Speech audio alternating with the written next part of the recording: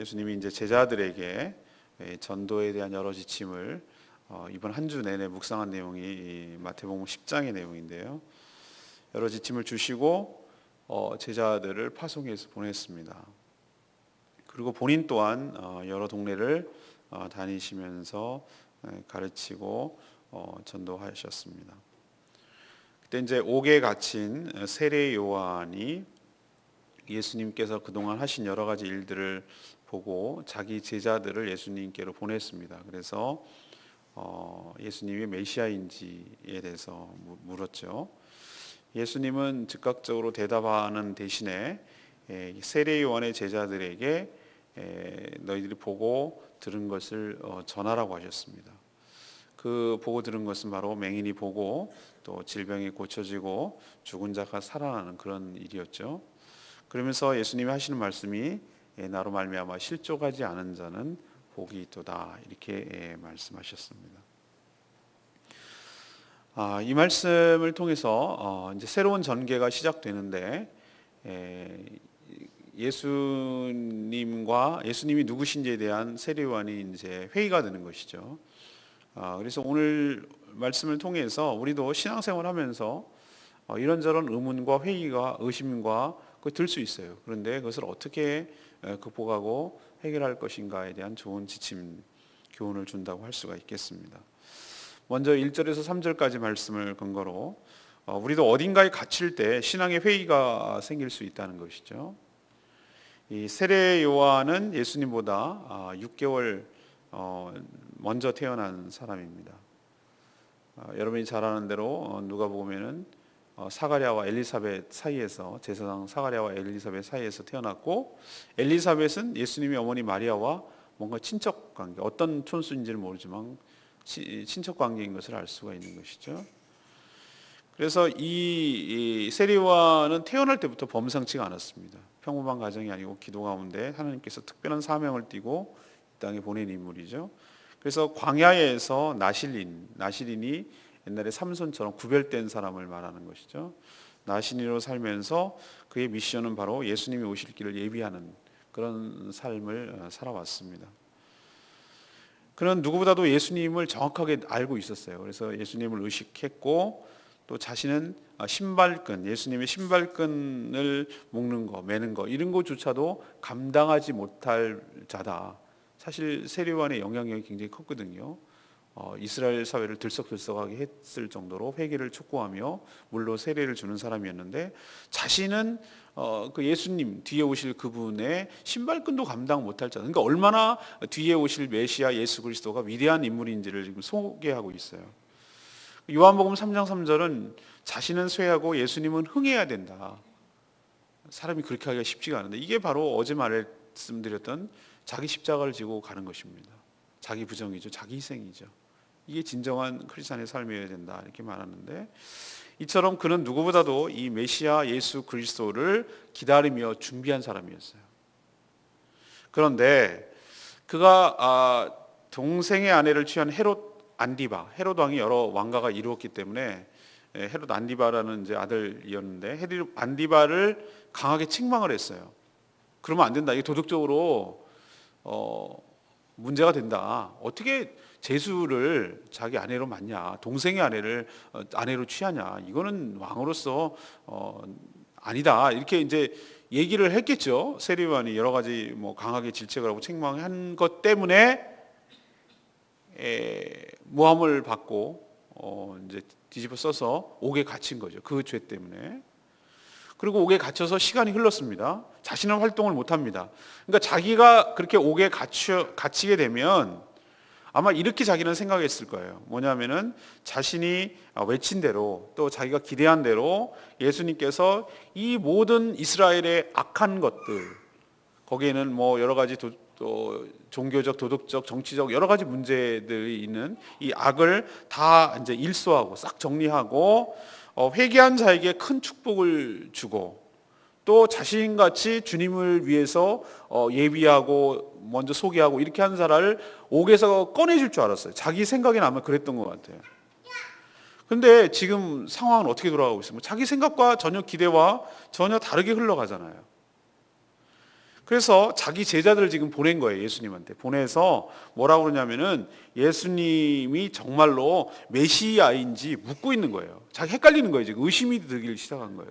그렇게 예수님에 대해서 자신 있게 소개한 사람임에도 불구하고 이런 회의가 된 것이죠. 보십시오. 3절에 이렇게 얘기하잖아요. 예수께 여짜오되, 이건 제자를 통해서 간접적으로 묻는 겁니다. 오실 그 이가 당신이 오이까? 우리가 다른 이를 기다리니까. 오실 이가 누굽니까? 메시아를 말하는 거예요. 오실 그분이 메시아가 당신입니까? 아니면 우리가 또 다른 메시아를 기다려야 됩니까? 아닙니까? 그렇습니까? 이거 묻는 거예요.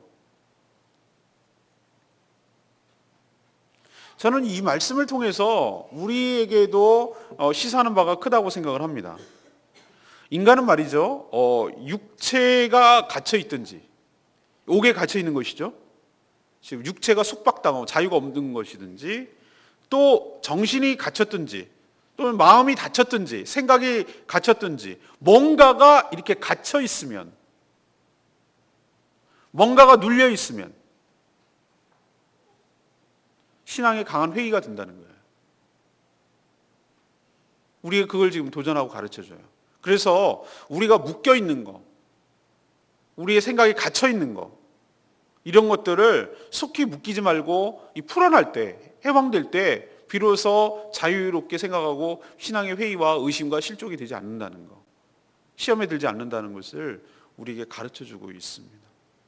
우리도 지금 현재 무언가에 묶여 있다면, 뭔가에 사로잡혀 있다면, 뭔가에 이렇게 갇혀 있다면 속히 거기서 나올 때 진정한 해방과 자유를 누리게 될 줄로 믿습니다. 두 번째는 4절에서 5절까지 말씀입니다. 말씀과 현상을 대조해서 이 확신에 거해야 합니다. 예수님은 자신의 제자들을 보내서 이제 메시아인지 묻고 또 묻고 있는 그 세례 요한에게 즉각적인 즉답을 하지 않아요. 그렇다, 아니다 이렇게 얘기를 하지 않습니다. 그러면서 뭐라고 얘기하시냐면은 너희들이 가서 보고 들은 것을 말해줘라 이렇게 얘기합니다. 말해줘라. 그러면서 그동안에 예수님이 여러 가지 있었던 일들을 간단하게 요약해서 설명하고 있죠. 그것은 뭐냐면은 맹인이 보며, 그러니까 눈이 어두워진 사람이 예수님으로 인해서 보게 되며, 또 못 걷는 사람이 걷게 되며, 또 나병 환자가 깨끗하게 되고, 못 듣는 자들이 듣게 되고, 또 죽은 자가 살아나고, 또 가난한 자에게 복음이 전파된다고 해라. 이것이 너희들이 보고 들은, 정말 그렇죠. 예수님이 이 땅에 오셔가지고 여러 가지 행했던 일들 중에 여러 가지 에피소드잖아요.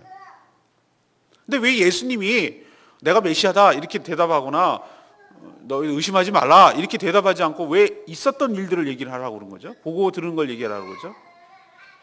그것은 바로 본인이 했던 여러 가지 지금 설명하고 있는 이 현상이 뭐냐면은 이런 현상은 이사야 61장에 메시아가 이 땅에 오셨을 때 일어나는 일들이 지금 예언이 성취된 것이에요. 지금 예수님은 일어나고 있는 현상, 그리고 예언된 말씀, 이것을 지금 대조시키고 있고요. 이것을 연결시키고 있고요. 이 예언된 말씀이 지금 성취되고 있다라는 것을 얘기를 해주는 거예요. 그래서 이것은 내가 메시아다라고 말하는 것보다 더 강력한 확신의 메시지를 전달하고 있는 거예요. 내가 그 메시아일 뿐만 아니라 지금 메시아라는 증거가 이렇게 나타나고 있다. 눈먼 자가 눈이 뜨게 되고, 못 걷는 자가 걷게 되고, 질병에 걸린 자가 해결되고, 이것이 바로 메시아가 안 오면은 이런 일이 일어날 수가 있겠느냐라고 지금 예수님은 지금 이렇게 사례를 통해서, 현상을 통해서 이것을 이야기하고 있는 것이죠. 사실은 자신이 메시아라는 것을 더 강력하게 메시지를 전하고 있는 거예요. 세례 요한이요, 왜 신앙의 회의가 들었습니까? 우리도 신앙의 회의가 들 때가 있거든요. 왜 신앙의 회의가 드냐면은 지금 일어나고 있는 일들, 지금 현상적으로 일어나고 있는 일들과 하나님께서 하셨던 말씀, 성경 말씀을 서로 연결을 시키지 못하고 있어요. 이럴 때 신앙의 회의가 드는 거예요. 말씀 따로, 지금 현실 따로 놀 때, 말씀과 현실이 함께 해석이 되고 이해가 될 때 흔들리지 않아요. 근데 일어나고 있는 일들과 말씀을 서로 매치시키지 못할 때, 지금 일어나고 있는 일들을 하나님의 말씀을 통해서 그것이 무엇은 의미인지를 깨닫지 못하게 될 때, 그때 신앙의 회의가 들고 세례 요한 같이 위대한 인물도 시험에 드는 거예요. 그래서 우리가 누차 여러분 말씀드립니다만, 우리 또한 이 말씀에 무지할 때, 모를 때, 또한 지금 일어나고 있는 일들을 제대로 파악하지 못할 때, 해석하지 못할 때 세례 요한처럼 예수님이 정말 메시아 맞나? 나의 주님 맞나? 이렇게 의심이 들고 회의가 들 수가 있다는 거예요. 그러니까 조심해야 된다는 것이죠. 그래서 우리는 두 가지가 다 필요합니다. 뭐냐? 지금 일어나고 있는 일들에 대한 정확한 현실 진단, 그리고 동시에 그 현실을 말씀으로 해석해낼 수 있는 능력, 이 두 가지가 동시에 필요해요. 근데 이것이 부족하죠. 일어나고 있는 일들을 엉뚱하게 해석을 하는 것이죠. 아니면 말씀과 연결시키지 못하는 것이죠. 그래서 세례 요한처럼 예수님이 지금 하셨던 모든 일들을 듣고 있으면서도 예수님이 메시아인지에 대해서 회의가 들고 의심이 들고 아주 기본적인 신앙의 문제가 생기는 것이죠. 여러분도 말씀에 대해서 영안이 열리기를 바랍니다. 그리고 현실에 대해서도 정확하게 인식하고 진단하고 이것이 어떻게 말씀대로 이루어져 가고 있는지에 대해서 여러분 잘 깨닫게 되기를 바랍니다. 저는 오늘도 신문을 읽습니다. 저는 신문을 하루도 빼지 않고 읽어요. 하루도 빠지지 않고 성경 묵상을 하는 것처럼 하루도 빠지지 않고 성경을 읽습니다. 신문을 읽습니다. 그 이유는 왜 그렇습니까? 지금 일어나고 있는 이 시대의 현상들을 말씀으로 모아기 위해서 잘 보기 위해서 그렇습니다. 다 그 세상적이야 뭐 이러면서 세상과 담쌓고 살고 있고 그냥 나만 신앙생활 잘하면 돼. 아니요, 우리는 세상과 떨어져서 살 수 없는 존재이기 때문에, 세상 속에서 살아가는 존재들이기 때문에 세상이 어떻게 마지막 말세에 예수님께서 어떻게 예언해놓고 어떻게 진행될 것인지에 대한 인식이 필요해요. 그리고 말씀에 대한 정확한 이해도 필요하고, 그래서 이것이 함께 가게 될 때 세례 요한과 같이 실족하지 않냐고 정확하게 깨닫게 될 줄로, 흔들리지 않는 신앙이 될 줄로 믿습니다. 세 번째는 6절 말씀이죠. 신앙의 의혹이 생길 수 있지만 실족하지는 말아야 된다는 것이죠. 오늘 6절 뭐라고 쓴 거예요? 누구든지, 예외 없다는 거죠. 누구든지 그럴 수 있다는 겁니다. 나로 말미암아 실족하지 아니하는 자는 복이 있도다. 예수님은 누구든지 자신으로 말미암아 실족하지 않은 자는 복이 있다 이렇게 말씀하셨죠. 여러분, 신앙생활 하면서 단 한 번도 의문점이 들거나 의혹이 들거나 고개가 가유뚱하거나 이러지 않는 신앙, 회의가 들지 않는 신앙이 좋은 신앙일까요? 전 그렇게 생각하지 않는데요. 탁월한 신앙이 아닙니다. 이건 오히려 좋은 신앙이 아니고요, 그냥 아무 생각 없이 무비판적으로 맹목적으로 그냥 믿는, 어쩌면 어린아이 같은 신앙이라고 할 수가 있고, 아니면은 그냥 믿는 척하는 위선적인 신앙이라고 할 수가 있어요. 오히려 있잖아요, 건강한 신앙은 때로는 우리가 신앙생활하면서 의심이 들어요. 회의가 될 때도 있어요. 그게 정상이에요. 사도 바울이 이렇게 쭉 전도여행을 하면서 마케도냐 지방, 그러니까 지금의 그리스 위쪽에 있는 마케도냐 지방에 가면서 이게 쭉 이제 빌립보 밑으로 내려오고 이렇게 하면서 어디를 들냐면 베레아 지방을 들렸어요. 근데 베레아도 분명히 교회도 있었고, 근데 성경이 그쪽으로 안 써져가지고 베레아서라는 게 없지만 베레아 사람들은 독특한 특징이 있었어요. 사도 바울이 전한 복음을 맹목적으로 받아들이지 않았어요. 정말로 그런가 하여 말씀을 날마다 상고했다. 그러니까 말씀을 묵상하고 말씀을 공부하고 말씀을 살펴봤다. 그의 뜻이에요. 그게 건강한 신앙입니다. 여러분도 그렇기 때문에 말씀을 스스로 묵상을 해야 돼요. 제가 한 말이 정말로 맞는가? 정말 성경적인가? 이런 말씀에 대해서 본인도 묵상을 해야, 그렇구나, 더 확신에 드는 것이죠. 그냥 아무 생각, 그런가 보다, 이렇게 되면은 그거는 굉장히 처음에는 겉으로는 좋은 신앙처럼 보이지만 사실은 건강하지 못한 신앙이죠. 그래서 여러분도 스스로도 묵상을 하고 제가 전하는 말씀과 대조를 하고 더욱 확신에 거할 때 신앙이 더 견고해질 수가 있는 것이죠. 우리도 살다 보면 크고 작은 일들 때문에 계속 의문과 의혹이 생기는 것이죠. 이것이 저는 신앙생활할 때 자연스러운 것이라고 생각합니다. 세례요한 보세요. 세례요한 같이 위대한 인물도 이런 근본적인 문제, 예수 그리스도가 메시아냐라는 이 아주 신앙의 기본 아니겠어요? 메시아가 아니면 어떡할까? 이건 완전 근본을 흔드는 건데. 이런 것을 회의를 드는 거 보면은 우리도 말할 것이 없다는 거예요. 우리도 신앙의 회의가 될 때가 많다는 것이죠. 하지만 그가 잘한 것은 뭡니까? 세례요한이 잘한 일은 뭐죠? 그가 자존심도 있고 뭐 너나 나나, 오히려 저 인기로 보면은 더 세례요한이 대단할걸요. 당시로 보면은. 나중에 이렇게 기울었지만 정말 그의 말대로 자기는 쇠하고 예수님은 흥해야 되는 그런 상황이 됐지만, 그 시점에 보면 세례요한이 훨씬 더 지명도가 있었습니다. 그런데도 불구하고 자기가 신앙의 의문이 들 때 그는 그것을 혼자서 생각하거나 혼자서 삭히거나 그러지 않았어요. 그래서 엉뚱한 결론을 내리지 않았어요. 궁금하면 물었어요. 그게 잘한 거예요. 그래서 어떤 얘기를 들었을 때 나랑 생각이 좀 다른다고 느꼈을 때 그것을 거부하거나 반발하지 않았다는 것. 그리고 솔직하게 주님을 찾아봐서 제자를 통해서 자기는 옥에 갇혔으니까 물어봤지만 그 신앙의 의문점에 대해서 솔직하게 물어보는 것. 이것이 저는 신앙의 건강한 점이라고 생각을 해요. 정말로 심각한 건 뭔지 아십니까? 자기 혼자가 분명히 의심이 되고 이건 아니다 싶고 뭐 그런데 속으로 막 끙끙거려 혼자서 막 생각을 하다가 엉뚱하게 결론을 내리는 거예요. 엉뚱하게 판단을 하는 거예요. 아니네 뭐 이런 식으로. 그렇게 해서 할 때가 사실은 더 위험한 신앙이에요. 그러나 모르면 물어보고 모르면 의문점을 해결하고 이렇게 하는 것이 오히려 더 건강한 신앙이라고 할 수가 있겠죠. 우리가 다 압니까? 완벽합니까? 그렇지도 않죠. 저도 뭐 완벽합니까? 저도 묻고 또 묻고 이렇게 가는 것이죠. 그래서 예수님으로부터 명확한 대답을 들을 수가 있었습니다. 주님 말씀이 맞아요. 흔들릴 수 있지만 넘어지지 않는, 실족하지 않는 자가 복이 있는 줄로 믿습니다. 여러분도 그런 축복이 있기를 바랍니다.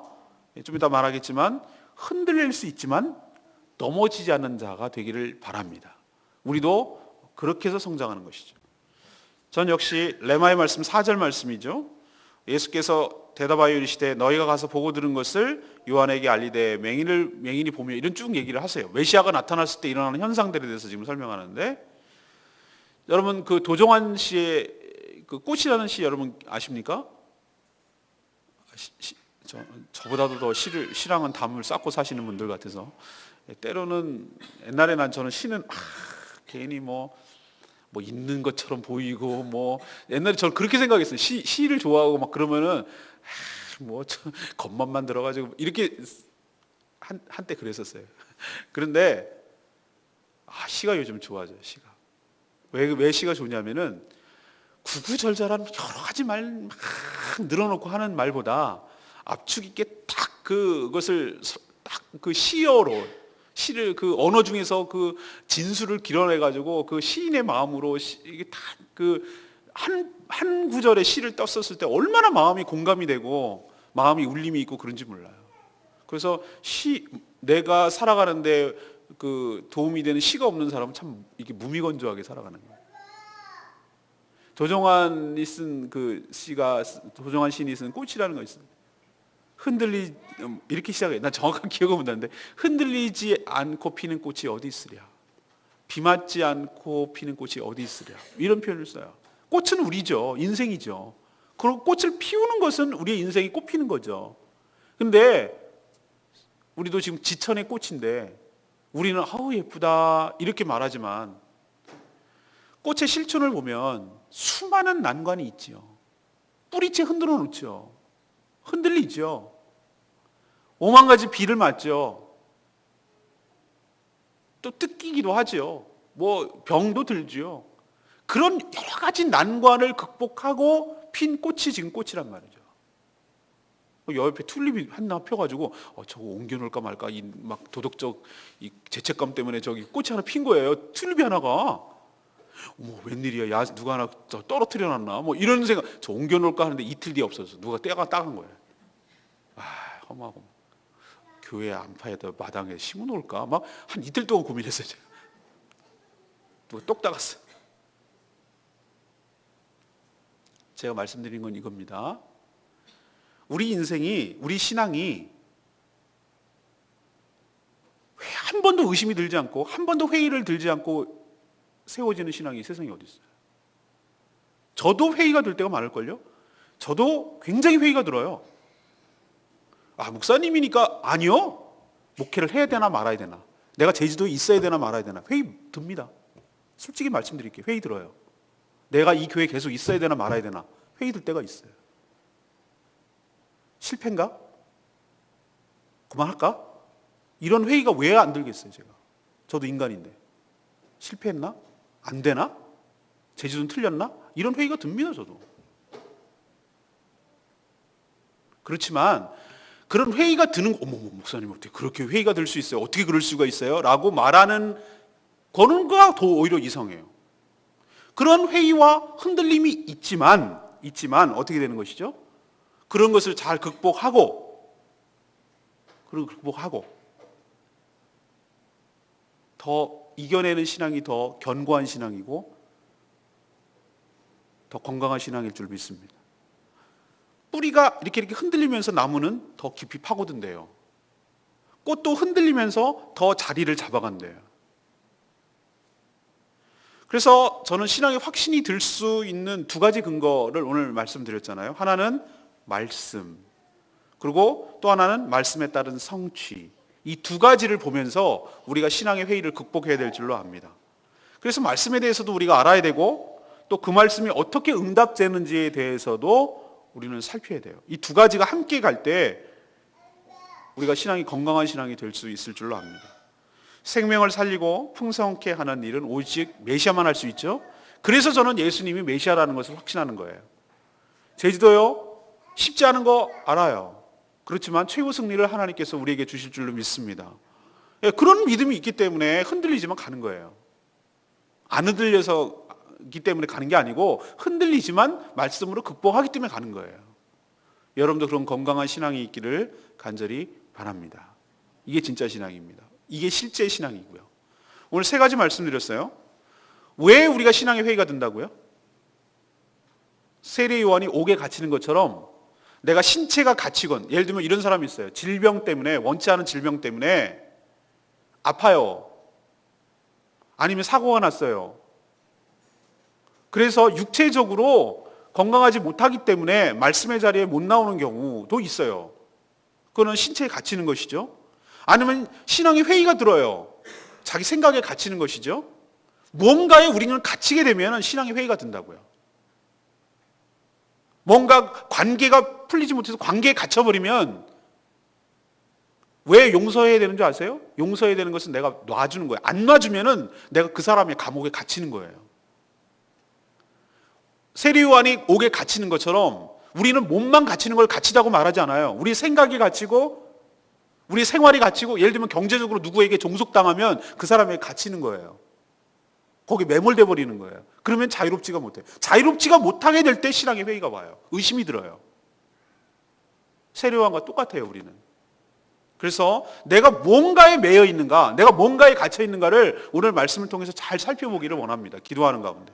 그래서 거기서 일단 나와야 거기서 탈출을 해야, 거기서 나오게 될 때, 그때 비로소 우리가 자유하게 되고 자유롭게 될 때 우리가 신앙의 의심이 사라지고 건강한 신앙이 회복될 줄로 믿습니다. 이게 첫 번째 얘기고요. 두 번째는 뭐예요? 왜 우리가 의심이 듭니까? 말씀에 따른 성취를 연결시키지 못하니까. 말씀에 대해서 모르고 일어나는 일들을 갖다 말씀을 비춰서 해석해낼 수 있는 능력이 없으니까.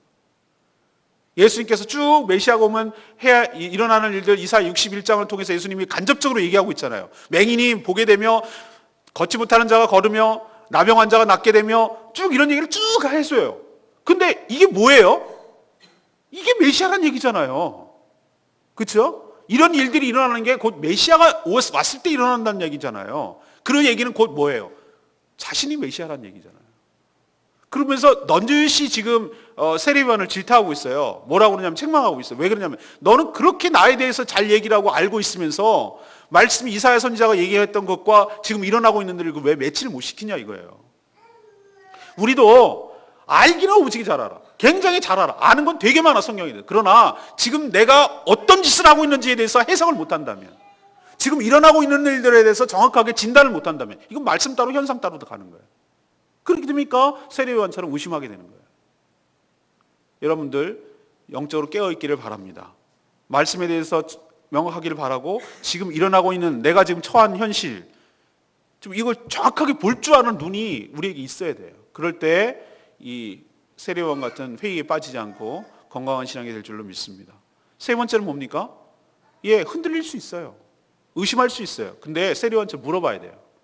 자기 혼자 엉뚱한 결론 내리면 안 돼요. 물어보는 것이 그것이 창피한 이고 자존심 상하는 얘기가 아니라 세례요한도 물어봤는데 뭐 세례요한이 얼마나 대단한 줄 아세요, 여러분? 여자가 난 전 중에 이런 자가 없다고 말씀하셨거든요. 다음 주에 묵상합니다. 그런데 그도 자존심 그런 거 다 필요 없어요. 물어봐야 돼요. 그럴 때는 물어볼 때 그럴 때 회의에서 자유롭게 되잖아요. 여러분도 실족하지 않게 되기를 원합니다. 흔들릴 수는 있으나 실족하지 않는 신앙 되고 그리고 건강하게 성장하는 여러분 되기를 간절히 바랍니다. 우리 찬양 제입 252장 부르고 기도하겠습니다.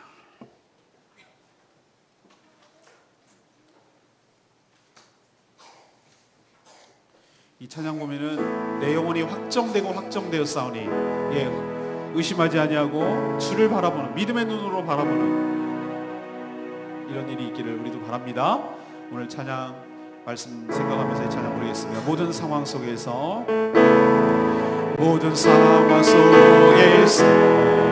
주를 찬양할지라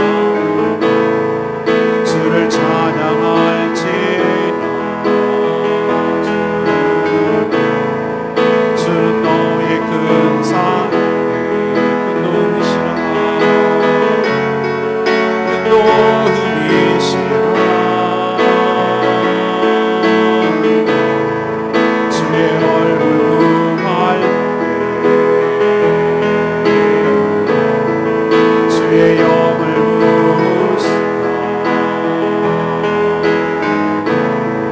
크신 사랑 안에서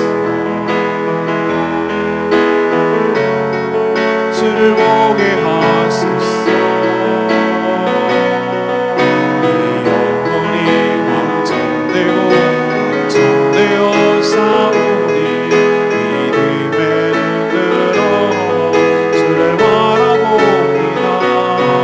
이 영혼이 완전되고 완전되어 싸우니 믿음의 눈으로 주를 바라봅니다. 주를 찬양할 때 주의 나라 이미 임했네. 그의 영원한 나라 보게 하소서. 내 영혼이 확정되고 확정되어 싸우니 믿음의 눈으로 주를 바라봅니다.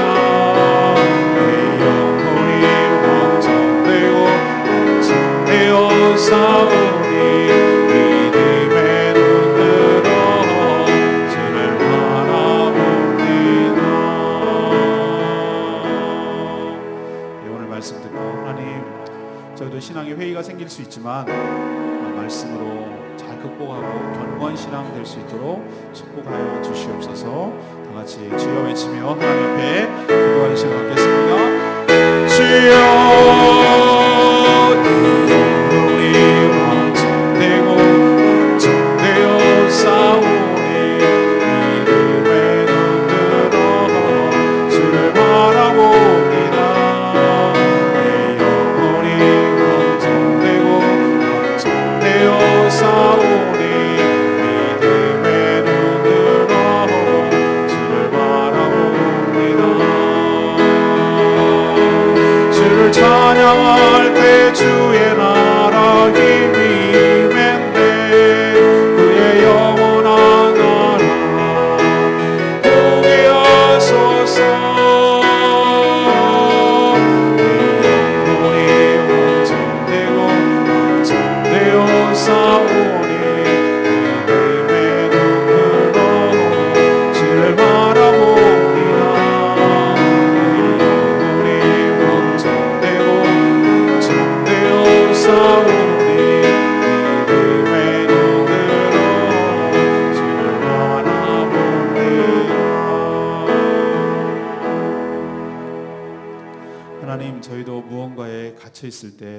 심각한 회의에 빠지며 흔들릴 때가 많습니다.